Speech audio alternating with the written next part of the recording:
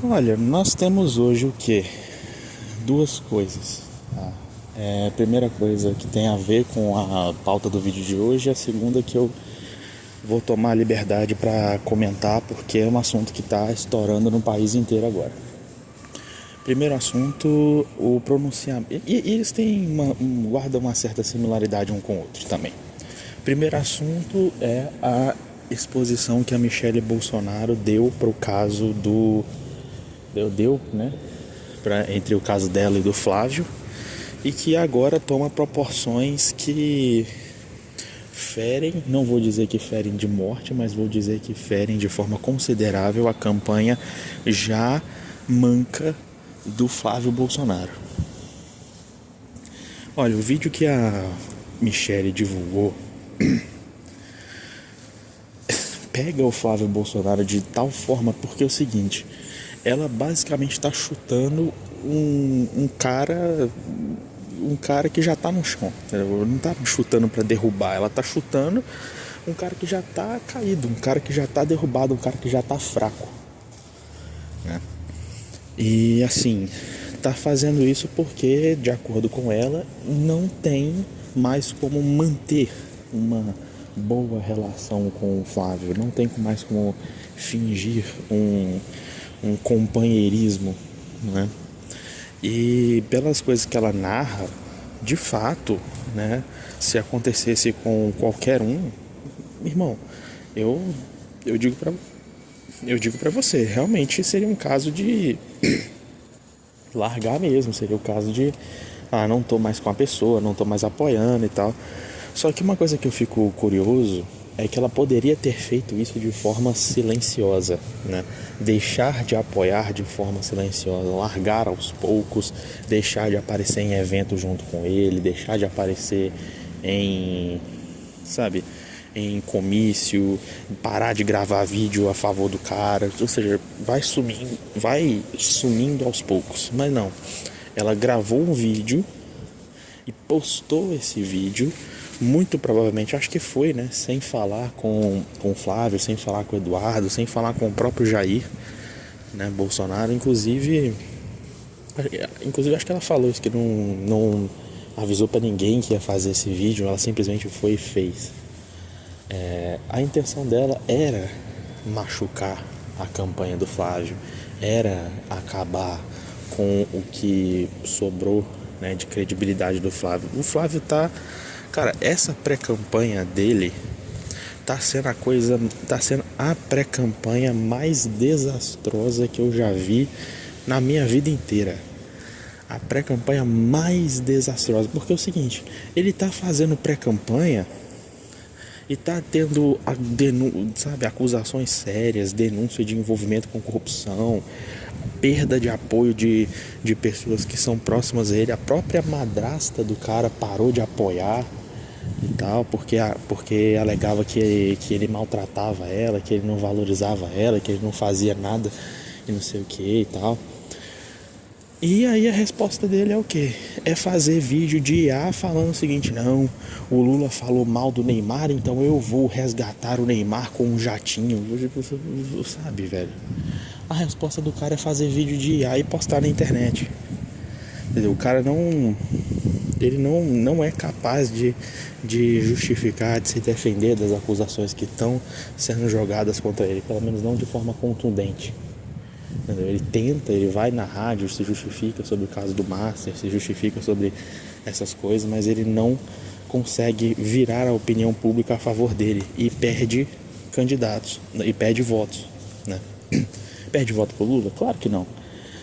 Quem vota no Bolsonaro, quem vota em um Bolsonaro, jamais vai votar no Lula. Por quê? Porque o voto no Bolsonaro é justamente para tirar o Lula.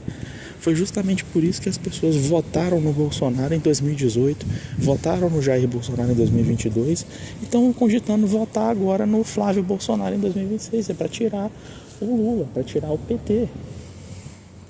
Entendeu? E assim, não é o que parece que vai acontecer agora. Os votos do Flávio vão para quem? Vão para outros candidatos que são, imagino eu, né, que são críticos ao Flávio e críticos ao Lula, porque a pessoa que larga o Flávio Bolsonaro ela tá largando porque se decepcionou com o Flávio e vai se identificar com o discurso de alguém que bate nele. Ao mesmo tempo, a pessoa estava com o Flávio porque ela não gosta do PT. Então vai se identificar com alguém que bate no PT também. Bate tanto no PT quanto no Bolsonaro. E nós temos alguns nomes aí que fazem esse papel, que cumprem esse papel, né?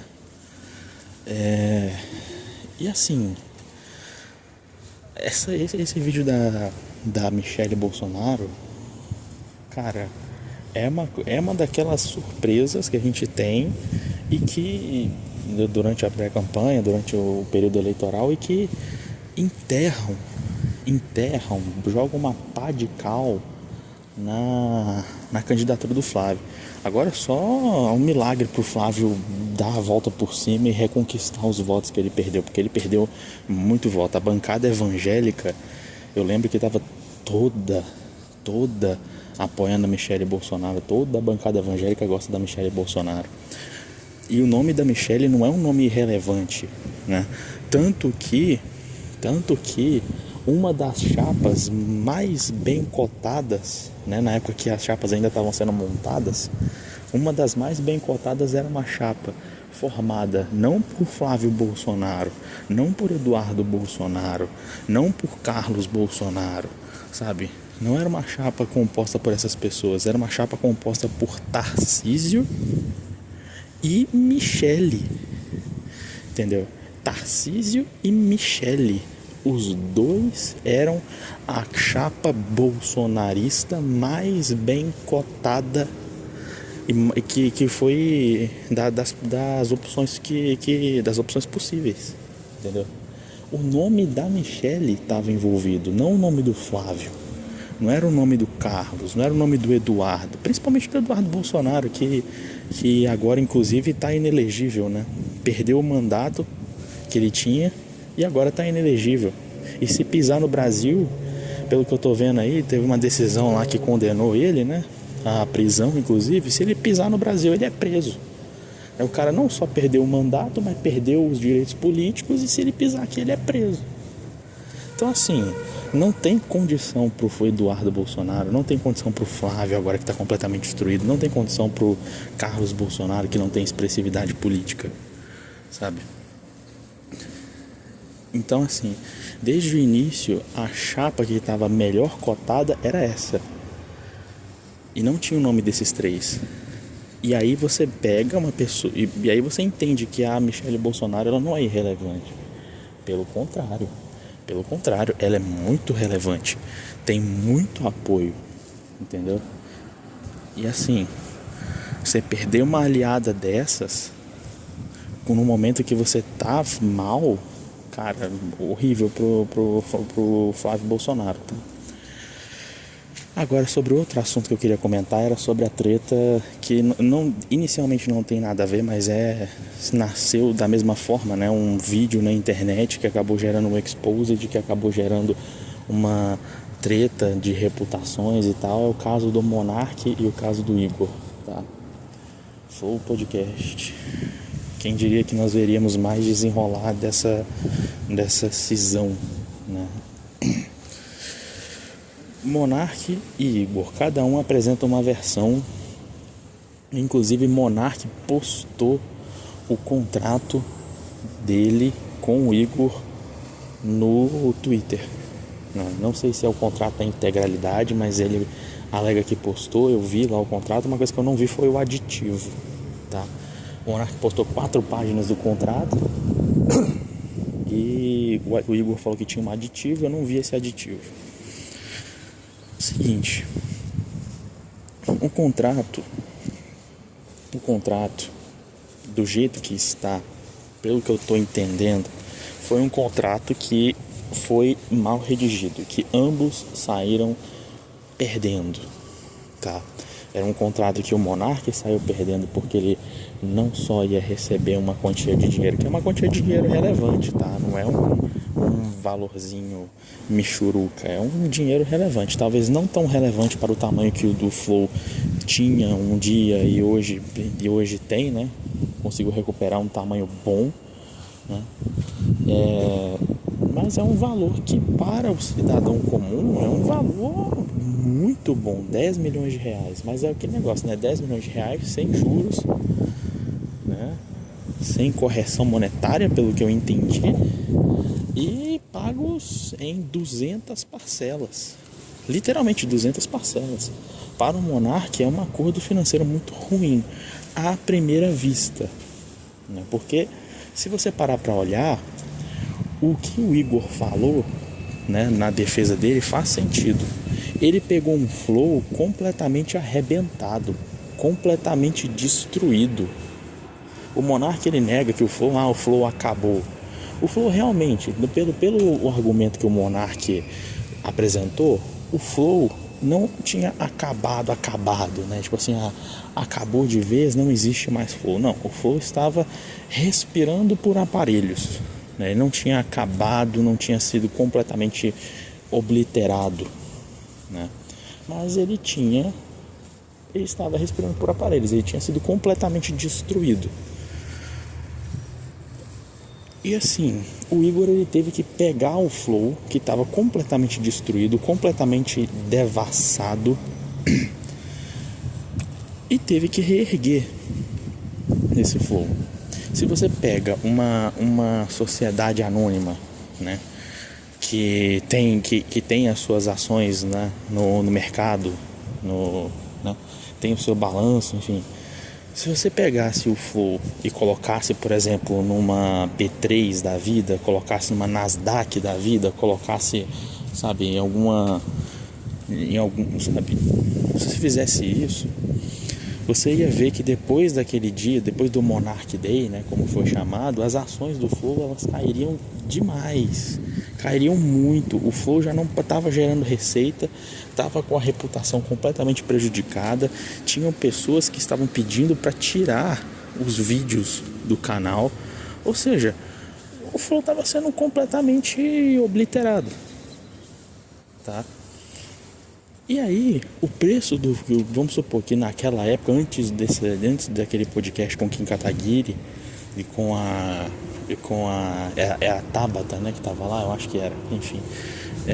Antes desse podcast, você tinha o quê? O preço do Flow, vamos supor que era 100 milhões de reais. Você acha que com aquele cancelamento, com aquela crise gigantesca que o Flow estava enfrentando, você acha que ele não perdeu um valor de mercado considerável? Né? Nessa nossa brincadeira aqui, você acha que ele não perderia tranquilamente tipo assim, sei lá, 10 vezes o valor do mercado dele? Porque pensa, 100 milhões de reais o que o Monark colocou, corta 100 milhões por 10, dá 10 milhões de reais, né? Que foi justamente o valor que foi prometido para o Monark. Mas enfim, só uma brincadeira, um exercício mental que eu tô fazendo aqui com vocês, mas a questão é, o Igor pegou um flow completamente destruído, sendo tipo terra arrasada mesmo, tá? Terra arrasada mesmo, ainda tinha a terra, mas tudo que tinha, ainda tinha terra, né? Ainda tinha alguma estrutura para você reerguer outra coisa, mas de resto, cara, você só tinha, sei lá, velho, brasa e pó, tá ligado? Nada que tivesse de pé ainda, exceto as pessoas que estavam lá dispostas a reconstruir o flow, sabe? E com muito esforço, com muita dedicação, inclusive pagando do próprio bolso, que o Igor inclusive falou isso pro Rafinha Bastos, se vocês forem lembrar, que tinha um podcast que o Rafinha Bastos foi lá no Flow e o Igor entrevistou ele, e o Rafinha Bastos perguntou pro Igor, mas você não guardou dinheiro para poder ficar de boa, para poder viver de renda, né? E o Igor falou, cara, depois do Monarch Day, quando o Flow foi, né, quando o Flow sofreu aquela crise que ele sofreu, eu tive que pagar gente do meu bolso.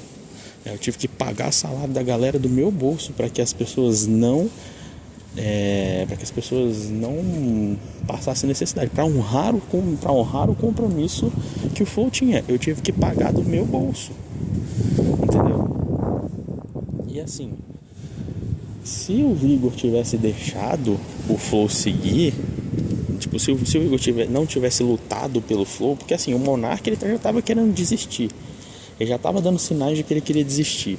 O próprio Monark confessou lá, ele falou lá no podcast dele, quando ele reagiu ao vídeo do Igor, né? Ele falou, não, realmente, eu tive uma crise, a gente passou por uma crise, a gente perdeu o iFood um pouco tempo antes do Monark Day. A gente passou por uma crise onde eu falei que eu queria sair, para não prejudicar o Flow. E o Monark, e o Igor e o Jean lutaram por mim, falaram, não, você não vai sair não, você vai ficar aqui, tá louco, não sei o que e tal. E aí o que acontece? O Monark ficou. Só que aí depois desse Monark Day, a coisa ficou insustentável, porque não foi só um patrocinador que o Flow perdeu, foram todos, né? Todos os patrocinadores. E não só perdendo patrocinador, mas tinha gente pedindo para tirar o vídeo do canal, né? E aí, aquele negócio, o Monark, que já estava querendo sair, consolidou a sua saída e consolidou daquele jeito, num contrato que foi ruim, tanto para ele, porque, né, ele fica a ver navios, né? Ele tem que contar com o lucro do Flow, né? Porque o Igor, ele não tem espaço naquele contrato para o Igor agir de má fé, né? Que ele tem que comprovar que o lucro do Flow, ele tem que mostrar os balancetes, né? Porque tá falando lá, os lucros comprovados do Flow, né? Porque o Monark vai receber o dinheiro dele baseado no lucro comprovado, ou seja, naquilo que o balancete mostrar que realmente o Flow auferiu, né? E com base naquilo ali, se o Flow auferiu 150 mil reais de lucro líquido no mês, o Monark vai receber 50 mil reais, né? Ou seja, o Monark fica completamente dependente do sucesso da empresa, completamente dependente, né? E corre o risco de não receber aquilo que lhe é devido, né, pelo contrato. Mas assim, é ruim pro Monark, mas é ruim pro Igor também. Por quê? Porque o Igor, ele realmente tem essa questão da marca, né? O Monark, ele fala, a marca não tá o nome da marca não tá registrado na holding, tá registrado no meu nome, né? Tá registrado no meu nome. Por mais que o Igor compre todas as cotas, né? O nome, ele comprou todos os nomes ele comprou todas as cotas da empresa, o nome fantasia Flow tá registrado no nome dele. Se o Monark quiser chegar lá amanhã e falar, olha, você vai mudar o nome do canal agora, não é mais Flow. Agora você bota qualquer outra coisa aí, mas não é mais Flow, né? Você não vai poder usar mais a marca, porque a marca é minha, tá registrada no meu nome. Você tem o controle total da empresa, mas você não tem o domínio da marca. O domínio da marca é meu, né? Por mais que a gente possa falar, tem que pautar na boa fé e é isso que o contrato quis dizer, né? Por mais que a gente possa ter esse tipo de entendimento, mas uma coisa é o que o contrato quis dizer, outra coisa é o que o contrato diz de fato. E a gente tem, claro, o contrato ele tem que se pautar no princípio da boa fé. O contrato ele tem que ter boa fé. Só que nesse caso o que foi pactuado, entendeu? Os caras podem revisitar o contrato, os caras podem fazer um aditivo alterando a cláusula tal. Eles podem sentar, né, não sei o que. E eu acho que eles deveriam sentar, né, para renegociar este contrato. Eles falam, eu vim a público falar que eu não sei o que, né? O Monark fala, eu tentei entrar em contato com tal pessoa e não tive sucesso, né? E aí o Igor fala, não, eu tentei entrar em contato até com o advogado do Monark, mas eu também não tive sucesso. Cara, sei lá, entendeu? Vocês têm acesso ao direct do outro, sei lá, o Monark tá com uma conta no Twitter agora, entra em contato com o Igor, sei lá, entra em contato com o Monark através do DM dele no Twitter, ou o Monark faz a mesma coisa, os dois sentam e falam tipo assim, olha, do jeito que a gente fez, tá ruim pra mim e tá ruim pra você, vamos sentar e vamos renegociar, vamos repactuar, né? A gente vai sentar e vai discutir a coisa com calma, né? Agora que a crise passou, o flow tá mais estabelecido, o flow já tá restabelecido. Você também tá com suas próprias coisas aí, você tá fazendo seu próprio podcast aí, seu próprio show, né? Agora que a gente tem condições, não, vamos, então tá, então já é para renegociar, vamos sentar e vamos renegociar, né? Mas assim, tem muita tem rusga, né, entre os dois agora para ter uma conversa madura desse tipo, talvez, né? Eu sei que o Monark tá muito revoltado. O Igor, ele tá conduzindo a coisa de uma forma, né, profissional, né, chegando e fazendo vídeo produzido e não sei o que, mas aquele negócio, né? Pelo menos o Igor, ele teve esse luxo de fazer um vídeo gravado. O Monark, ele tava ao vivo todas as vezes que ele falou sobre o caso, né? E aí, entre estar ao vivo e ser gravado, aí são duas coisas, né, completamente diferentes. Mas enfim, eu sei que tem muita rusga entre os dois e que muita coisa precisa ser consertada, mas assim, seria bom se os dois pudessem sentar e resolver essa questão e renegociar este contrato, porque do jeito que está, tá ruim para um e tá ruim para o outro, né? Que parece que o contrato ele foi feito nas coxas, foi feito às pressas, né? Porque a situação precisava ser resolvida o quanto antes. Eles estavam, né, tentando tapar o buraco, pegando o exemplo do Monark, né? Estavam tentando tapar o buraco do navio enquanto estavam tentando tirar a água dele ao mesmo tempo, né? Porque o navio estava cheio de buraco, aí estavam tirando a água do navio com balde e ao mesmo tempo tentando tapar o buraco, né, para evitar entrar mais água, enfim. Mas agora que o navio tá, né, continuando com esse exemplo, agora que o navio tá com o buraco tapado e a água já tá, né, e a água já tá para fora, né, pelo menos a maior parte da água tá para fora, eu acho que né, e para evitar, né, novos problemas, inclusive um tá falando eu poderia ter processado o outro, né? O Monark falando isso do Igor, eu poderia ter processado ele para forçar o cumprimento do contrato, e o Igor falando eu poderia ter processado o Monark para poder pegar a marca de volta e tal. Agora que os dois estão falando de processo, às vezes é o momento de sentar e conversar sobre isso, mas não sei, depende muito de como é que tá a situação. Enfim, pauta de hoje, né? Pauta de hoje.